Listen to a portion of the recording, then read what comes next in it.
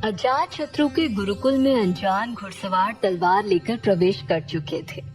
प्रधानाचार्य और सभी आचार्य उन घुड़सवारों से 10 कदम दूर आकर खड़े हुए और प्रधानाचार्य ने उनसे पूछा, आप लोग कौन हैं और क्या आप लोगों को पता नहीं कि गुरुकुल में तलवार लेकर आना वर्जित है?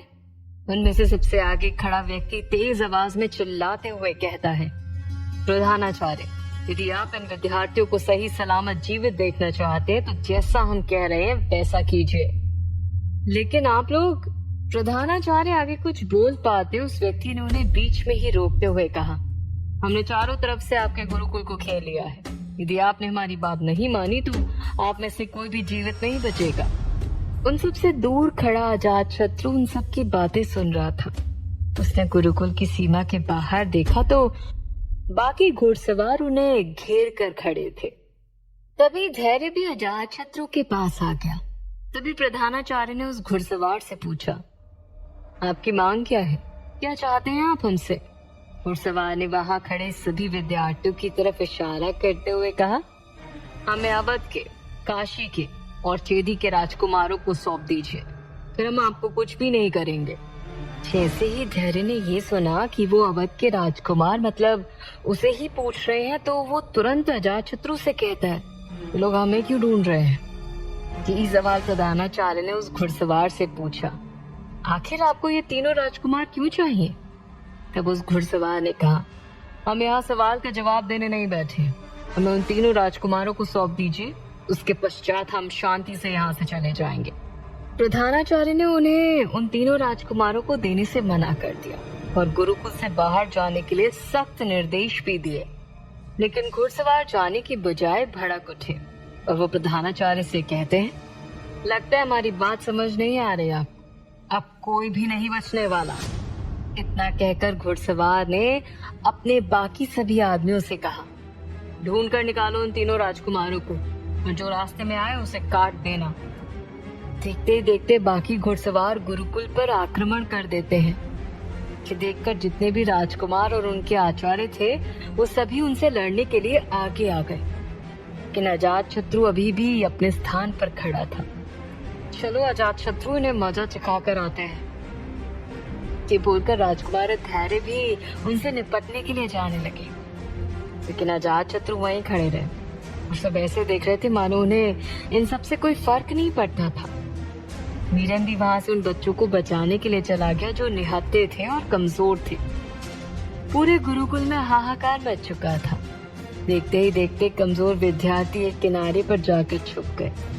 लेकिन प्रधानाचार्य के साथ साथ बाकी सभी आचार्यों को घुड़सवारों ने बंदी बना लिया था और कुछ राजकुमार जो घायल होने के बावजूद भी उनसे लड़ रहे थे वो भी अब धीरे धीरे हार मान रहे थे। वो इतने ज्यादा थे कि कोई भी उनके सामने नहीं टिक पा रहा था। राजकुमार धैर्य और काशी के राजकुमार को उन्होंने पकड़ लिया था।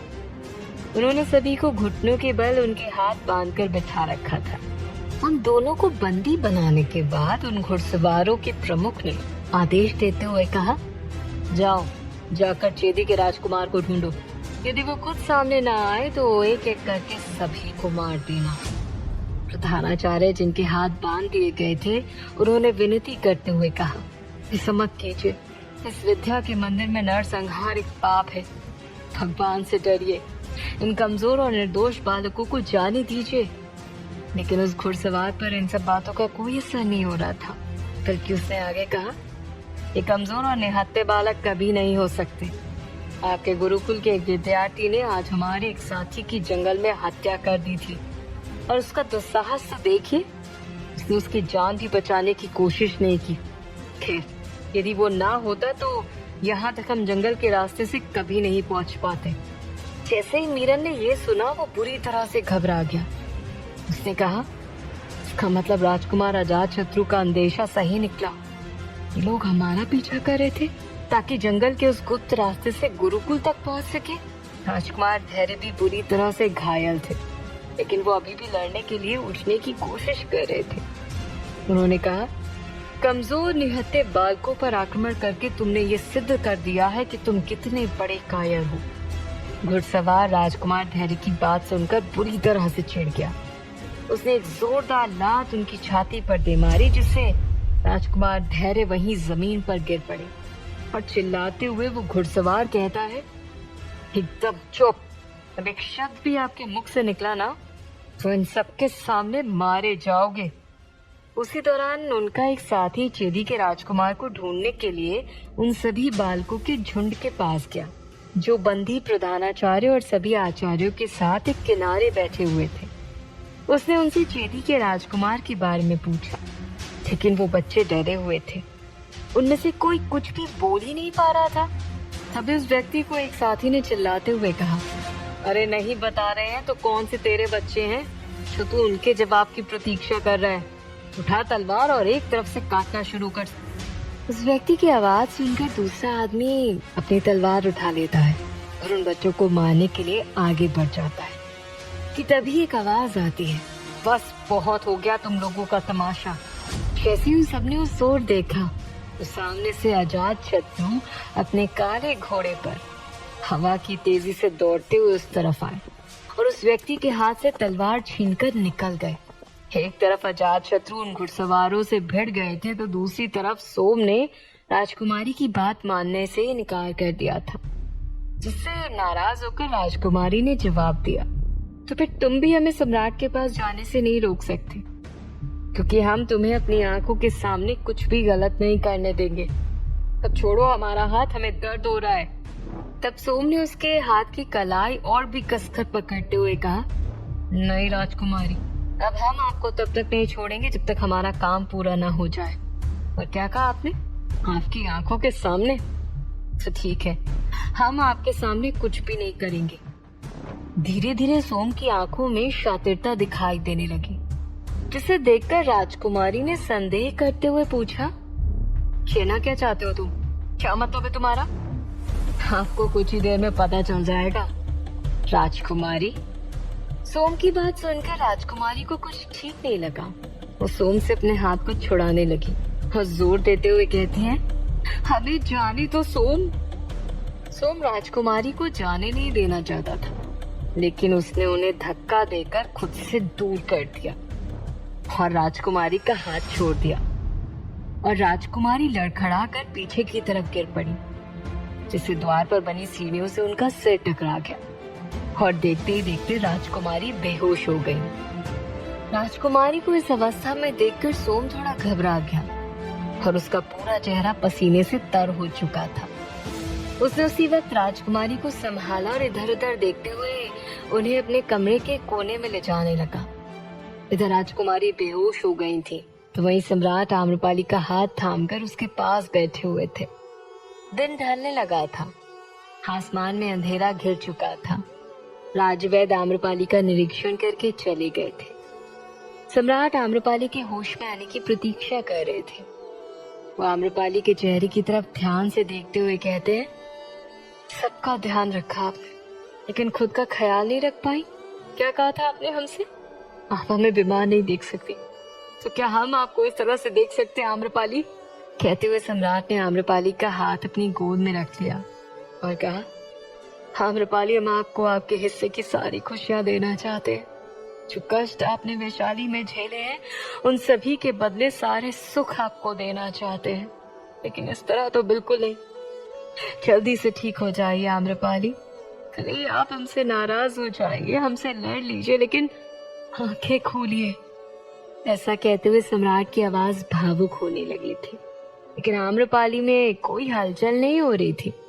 एक तरफ सम्राट आम्रपाली के लिए चिंतित थे तो दूसरी तरफ अजात शत्रु को योद्धा स्वरूप देखकर वहां खड़े सभी लोग हैरान थे।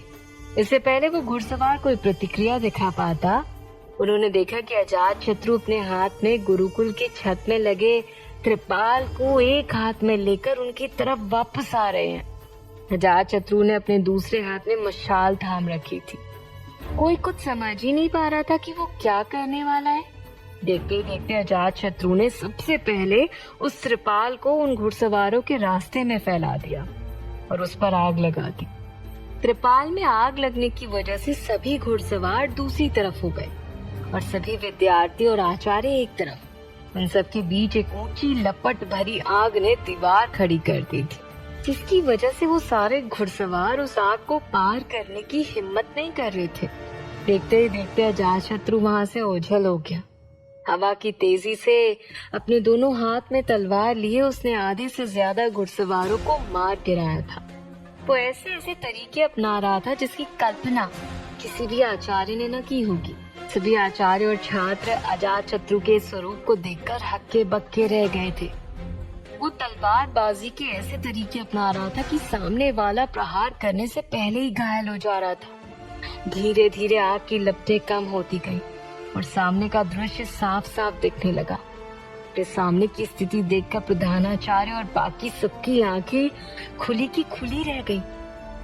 प्रधानाचार्य ने कहा, अद्भुत! अजातशत्रु ने आज वो कर दिखाया जो गुरुकुल के इतिहास में कभी किसी ने नहीं किया। वहाँ सभी घुड़सवार घायल पड़े हुए थे। दूर दूर तक ढूंढते हुए राजकुमार धैर्य ने असमंजस्य में आते हुए कहा, लेकिन अजातशत्रु कहाँ गए? तभी एक नन्हे विद्यार्थी ने अपने छोटे छोटे हाथ से एक तरफ इशारा करते हुए चिल्लाकर कहा, वो देखिए। सबने जब उस ओर देखा तो अंधेरे को चीरते हुए अजातशत्रु घुड़सवारों के प्रमुख को घसीटते हुए अपने साथ लेकर आ रहे थे। अजातशत्रु के हाथ, पेट और कंधे पर बुरी तरह से चोट लगी हुई थी। वो भी रक्त से शत विशत हो रखे थे। उस व्यक्ति को घसीटकर अजातशत्रु ने उन सभी के सामने लाकर पटक दिया और वहीं पड़े खंजर को उठाते हुए कहा, जहाँ पर हम हैं वहाँ तुम जैसे लोग कभी नहीं रह सकते, क्योंकि मैं रहने ही नहीं दूंगा। कहते हुए अजातशत्रु ने उसकी गर्दन पर वो खंजर लगा दी। ये देखकर प्रधानाचार्य ने अजातशत्रु को रोकने की कोशिश की। वो व्यक्ति बुरी तरह से डर चुका था। उसने अपने दोनों हाथ जोड़े और अपने प्राण बचाने के लिए अजातशत्रु के आगे गिड़गिड़ाने लगा। अजातशत्रु घायल जरूर था, लेकिन उसका दर्द उसे और भी ज्यादा ताकत दे रहा था। उसने कहा, ये सब तुम्हें यहाँ आक्रमण करने से पहले सोचना चाहिए था। इतना कहकर अजातशत्रु ने प्रधानाचार्य की तरफ देखा और फिर अपने चेहरे पर खूंखार भाव लाते हुए सबके सामने उस व्यक्ति की गर्दन काट दी। ये देखकर सारे विद्यार्थी घबराकर अपनी आंखें बंद कर लेते हैं। उस दृश्य को देखकर सभी आचार्य और प्रधानाचार्य का हृदय दहल उठा था। अंत में अजातशत्रु ने उन सभी की तरफ देखते हुए कहा, दया उन पर करनी चाहिए जो वाकई में दया करने लायक हो। ऐसे लोगों को जीवित छोड़कर हम अपना भविष्य खतरे में डालते हैं, और मैं अपने वर्तमान में तो क्या, भविष्य में भी खतरे को कभी नहीं देख सकता। मैं इसकी जरा सी गुंजाइश भी जीवित बर्दाश्त नहीं कर सकता। इसी दौरान नगद में सोम ने राजकुमारी मुकुंदा को बड़े से कंबल में लपेट कर रख दिया था और मौका मिलते ही उसे महल से बाहर ले जाने की कोशिश कर रहा था। उसने राजकुमारी मुकुंदा को अपने कंधे पर टांग रखा था। वो महल में प्रवेश द्वार के पास पहुंच चुका था, लेकिन उसे अंतेनाग ने देख लिया था और अंतेनाग ने उसे तुरंत रोका और कहा, तुम इतनी रात में यहाँ से कहाँ जा रहे हो, और ये कंबल इसमें क्या ले जा रहे हो? अंतेनाग को देखकर सोम घबरा गया था। उसने मन में कहा, यदि मैंने झूठ कहा तो अंतेनाग तुरंत मुझे भांप लेगा। क्या करूं, कैसे निकलूं यहाँ से? सोम वहां से निकलने के बारे में सोचने लगा। अंतेनाग ने संदेह भरे स्वर में पूछा, क्या हुआ, कहाँ खो गए? उसकी आवाज सुनकर सोम ने तुरंत अपने चेहरे पर विश्वास के भाव भरते हुए कहा, आज महल की तरफ आते हुए राजगृह की सीमा के बाहर कुछ गरीब हमें दिखाई दिए थे। हमारे पास कुछ कंबल अतिरिक्त थे, तो हमने सोचा कि उन्हें जाकर दे आते हैं। सोम ने अंतेनाग की आंख में आंख डालकर जवाब दिया था, जिससे अंतेनाग उसकी मंशा को समझ नहीं पाया और उसे जाने दिया। महल के बाहर आकर सोम ने एक सुकून की सांस ली, फिर वहां से चला गया। लेकिन अंतेनाग को कुछ ठीक नहीं लगा।